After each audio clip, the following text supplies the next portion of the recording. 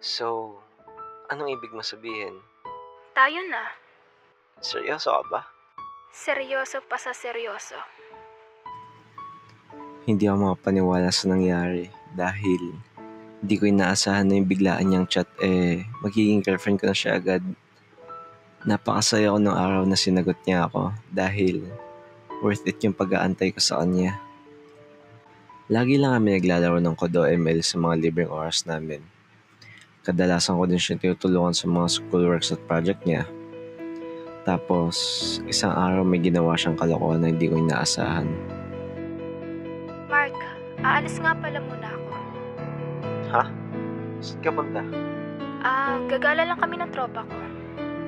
Sino? Basta, di mo kilala. Lalaki o babae? Lalaki. Ano? Ilang kayo? Kami lang. Ba't naman kayo gagala ng kayong dalawa lang? Ano ka ba, Mark? Tropa ko lang yan. Isa pa, pinsan ko din yan. Pinsan. Di mo naman kagad sinabi. Kinabahan ako sa una nung sinabi niyang gagala daw siya kasama niya lang ay isang lalaki. Pero nakampante naman ako nung sinabi niyang pinsan niya pala yun. Lumipas ang isang linggo at hindi ako nakapagbigay sa kanya ng time. Masyado kasi akong focus sa studies ko at studies niya. Nade-depress daw kasi siya sa mga schoolworks niya kaya ako nakadalasan gumagawa ng thesis at homework niya. Uy, Mark, laro naman tayo ng ML. Mamaya na, busy pa ako sa schoolworks natin.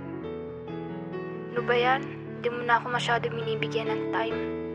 Maglalaro naman tayo. Tatapusin ko lang tong ginagawa ko. Bahala ka dyan. Makikipaglaro muna ako. Ha? Kanino ka naman makipaglaro? Dun sa pinsan ko. Sino dun? Yung kasama ko nakaraan. Teka nga, pinsan mo ba talaga yun? Oo naman. Third cousin ko siya eh. Sige. Maglaro muna kayo, tas pag natapos ko to, tayo naman maglaro. Wag na. Matutulog din kami pagtapos. Hindi ko na siya sinuyo nun at busy ako sa mga schoolworks namin.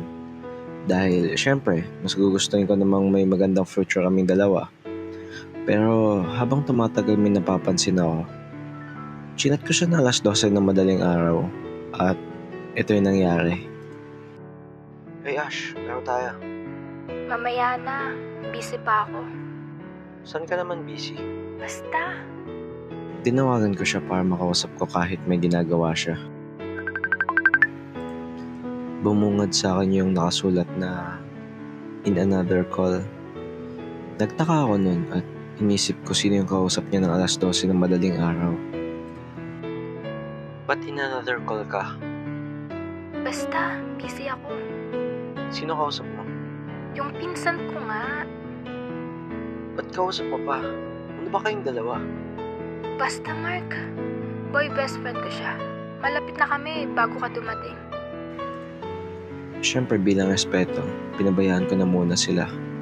Dahil baka may family problem lang sila na pinag-uusapan. Kaso habang tumatagal, may mas malala akong napapansin. Uy, nakagrind tayo sa ML. Ikaw muna. May ginagawa pa ako. Tulad ng dati, tinawagan ko ulit siya. At ganun ulit. In another call siya. Ba't in another call ka na naman? Kausap ko pa nga siya. Ibaba mo muna yan. Mag-usap tayo. Hindi pwede. Anong di pwede? Basta hindi pwede. Laking gulat ko nung sinabi niya yun sa akin. Kaya sa sobrang galit ko, chinat ko yung boy best friend niya. Magkausap pa rin kayo ni Ash? Oo, pre. Bakit nag-uusap pa kayo ng gantong oras? Ano ba pinag-uusapan niyo? Wala naman. Paano wala? Wala, nakatunga nga lang. Wala naman pala kayong pinag-uusapan eh. Ibaba mo na yan. Sa kanya mo sabihin, pre. Halatang pinagtitripan pa ako ng dalawa. Kaya sa sobrang galit ko, kung ano na sinabi ko sa boy best friend niya. Ganun ba? Hindi niyo ibababa? Sige, kayo nila mag-jowan sa isa't isa. Gagi, pre. Ano sinasabi mo? Pinsan ko yan. Di pre, halata naman sa inyong dalawa eh. Tas alam ko naman pre na gusto mo siya. Sige na, ligawan mo na. Bahala ka sa gusto mo isipin, pre. Nag-overreact ka lang. Natulog na lang ako nung gabing yun.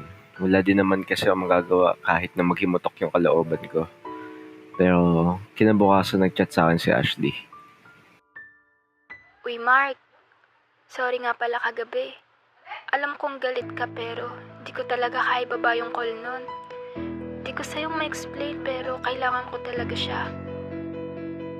Hindi ko na lang siya nireplyan dahil mas nagalit ako sa reply niya. Lumipas ng buong araw na hindi ako nagre-reply dahil mas nag-focus ako sa schoolworks ko. Habang nakatingin ako sa Google Classroom ko, naalala ko na sa akin pala yung Google account niya at sa di sinasadya, binuksan ko yung Google Photos niya. Di ko din na-expect na nakasync yung phone niya sa Google Photos niya at di ko na-expect yung mga nakita ko.